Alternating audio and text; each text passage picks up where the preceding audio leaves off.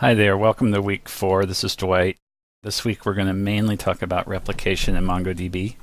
Replication is really important in the way you build out clusters in MongoDB and kind of very core to the product. And specifically replica sets, which is the specific notion of replication in MongoDB. So we'll spend a lot of time this week on that topic.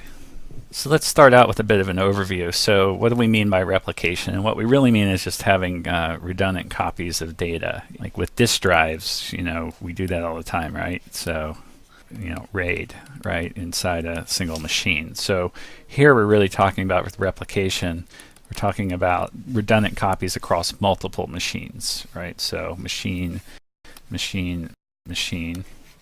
And this could be a virtual machine, right? So a server or a machine or VM. And of course, each of these has some storage of their own. Could be internal, could be network attached or fiber attached, whatever.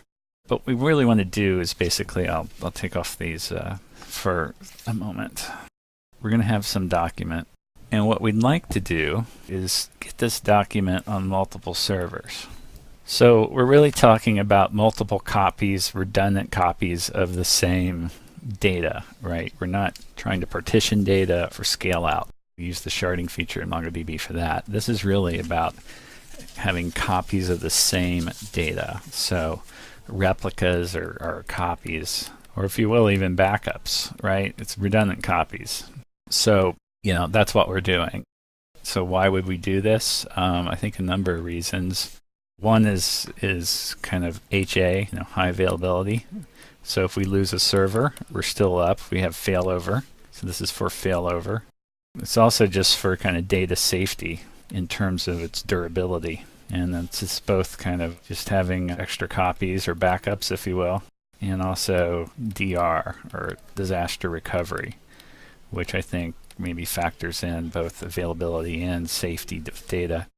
There is another aspect to this, which is if we have copies in multiple places, we could potentially read from different places. We could read or query from here or from here or from here.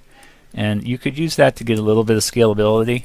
You could also use that for geographic purposes. These servers don't have to be in the same facility. And you could also use it if you have different workloads to put them on different servers. So we'll talk about that later. And that's in what we call read preference in MongoDB. But definitely the primary reason we do replication is this right here. It's this HA and data safety.